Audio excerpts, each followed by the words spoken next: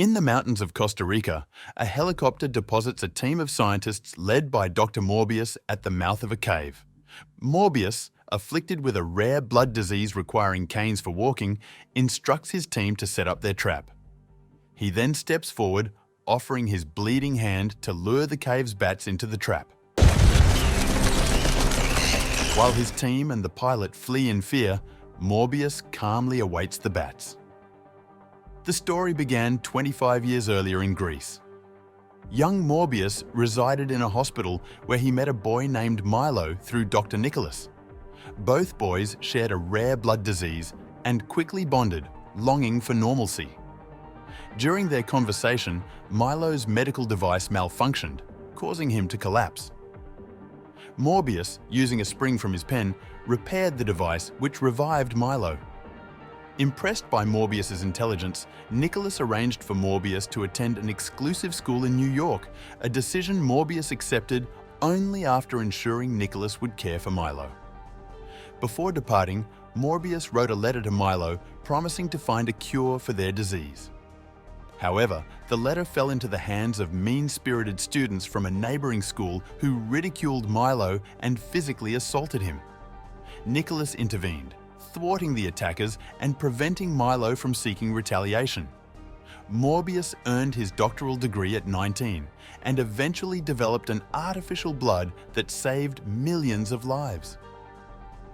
Despite being considered for the Nobel Prize, Morbius declined, citing the discovery's accidental nature during his quest for a personal cure. Returning to the present, Morbius resumed his hospital duties where his colleague, Dr. Martin, approached him for a private conversation. Yes. You got a minute? During a test, Martin inquired about Morbius's controversial project to merge human and bat DNA, funded by Milo. Initially feigning ignorance, Morbius revealed the truth upon Martin's discovery of his tank of Colombian bats. Morbius believed the bat's unique blood-feeding habits might hold the key to curing his ailment. Martin, dubious of the project's ethical implications, expressed concern. Morbius proceeded to test a new serum on a lab rat, resulting in the animal's demise. As the team confronted a patient's seizure, they induced a coma to prevent a stroke. It's okay. It's okay.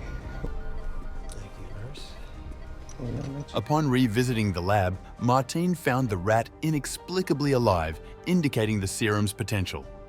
Subsequently, Morbius met with Milo to share his breakthrough and secure additional funding for his experimental endeavors, requiring international waters for legality. Milo eagerly agreed to finance the project in hopes of finding a cure. Days later, Morbius embarked on an expedition to international waters with Martin. Enhancing his serum, Martin administered it to Morbius, securing him as his body reacted violently. There you go. You're all right. Right. Interrupted by a crew member, Morbius broke free during Martin's confrontation. Venturing into the isolation room, Martin and the guard were horrified to find Morbius crawling on the ceiling with a monstrous visage. Ignoring Martini's pleas, Morbius attacked the guard, exhibiting vampiric prowess.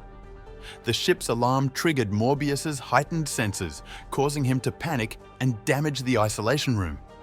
Security reinforcements arrived, prompting a confrontation in which Morbius slaughtered the guards.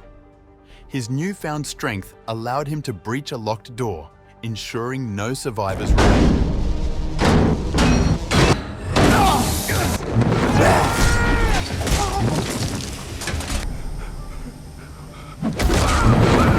Following the carnage, Morbius reverted to his human form, confirming his cure. Disturbed by his actions, he vomited upon reviewing the surveillance footage. Despite his distress, Morbius made a mayday call, ingested the remaining serums, and leaped into the sea. The following day, 2 FBI agents arrive at the vessel to examine the crime scene, but unfortunately, Morbius has erased all the security recordings and Martin remains unconscious. The incident quickly becomes publicized, catching the attention of Nicholas and Milo. Later, Morbius returns to the hospital and, after attending to his patients, proceeds to his laboratory to store the serums. His condition deteriorates once more, prompting him to hurriedly consume the synthetic blood he has concocted, enabling him to sustain himself without resorting to lethal means. Subsequently, he begins to assess his newfound capabilities. He displays swiftness, athleticism, and the ability to scale surfaces and leap great distances. When he enters the bat enclosure, the creatures circle around him respectfully, fostering a sense of kinship within Morbius. Moreover, he discovers that he has developed echolocation akin to that of a bat, which he tests by tossing a ball around the room and catching it with his eyes shut. Regrettably, these abilities are contingent upon his feeding.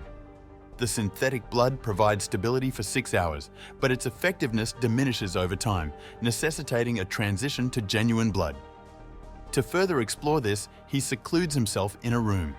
Several hours later, Milo visits and finds Morbius in a severely weakened state.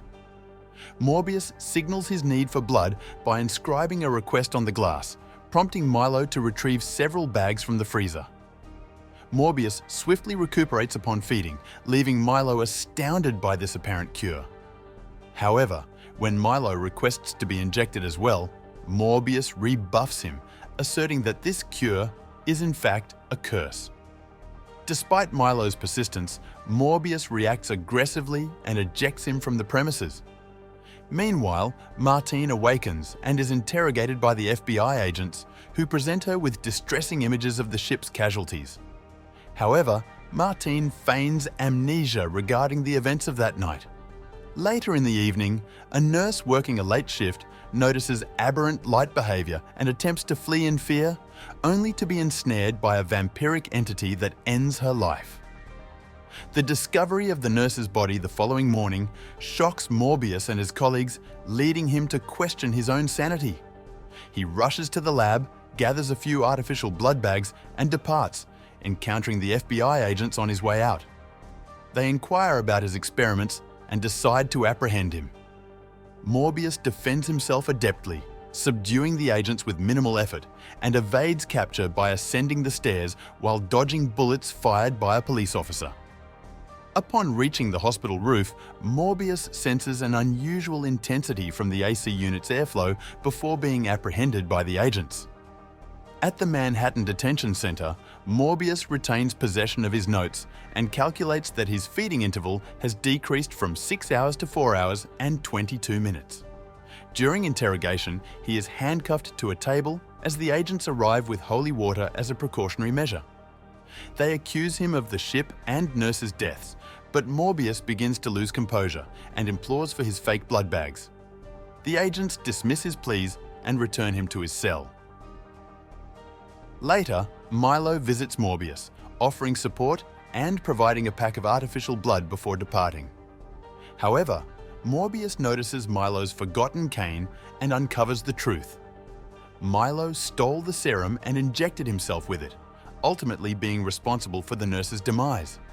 Seething with anger, Morbius consumes the blood and transforms into his vampiric form, enabling his escape through the cell window. He traverses the city, utilizing echolocation to perceive Milo attacking a newspaper stand owner.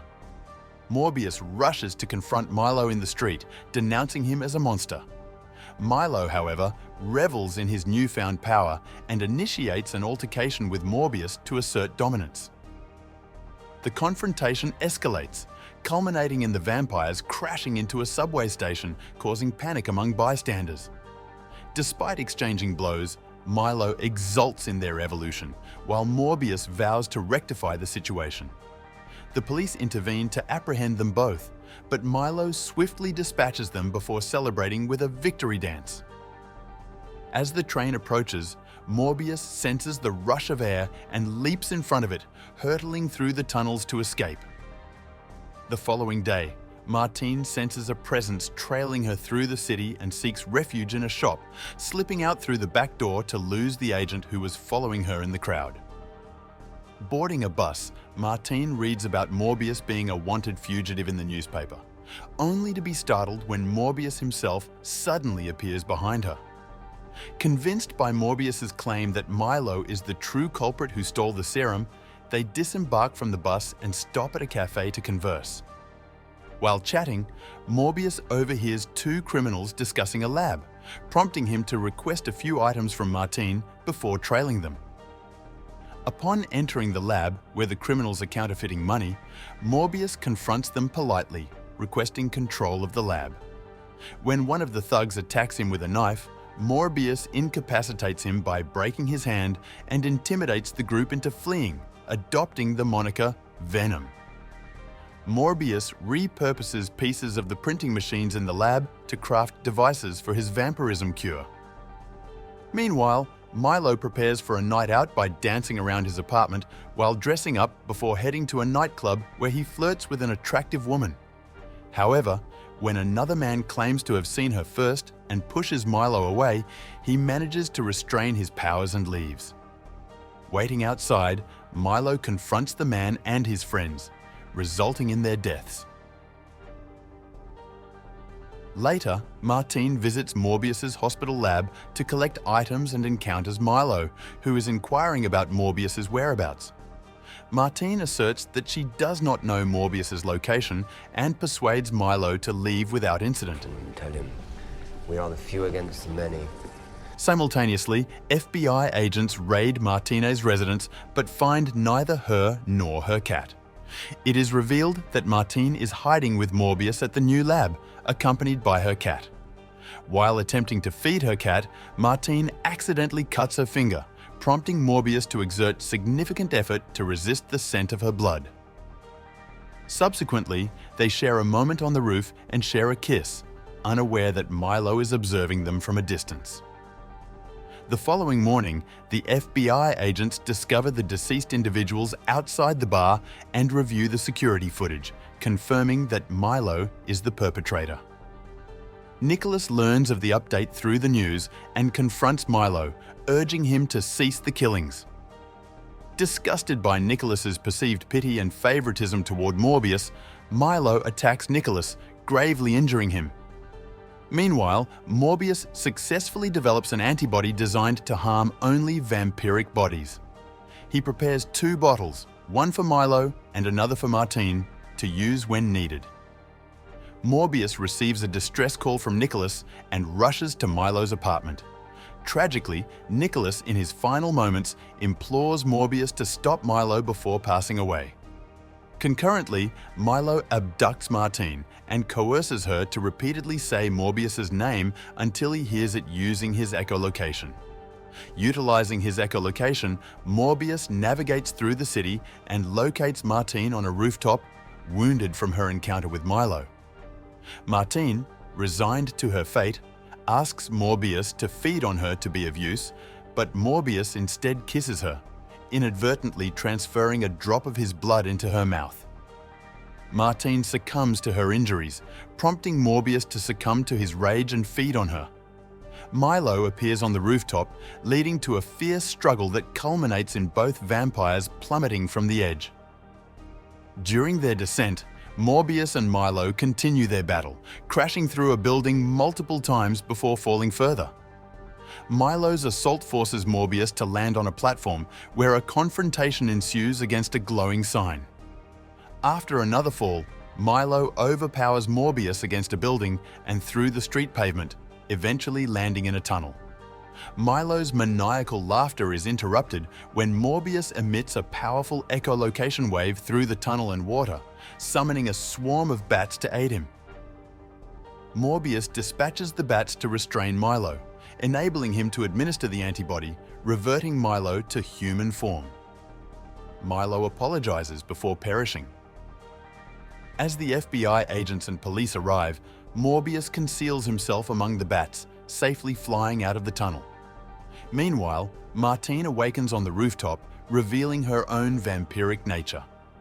In due course, the arrival of the enigmatic Vulture, a foe of Spider-Man from another universe, at the local prison sparks intrigue. Unrecognized in this universe, Vulture promptly dons his villainous attire and seeks to align with Morbius. Thanks for meeting me, Doc. Intriguing.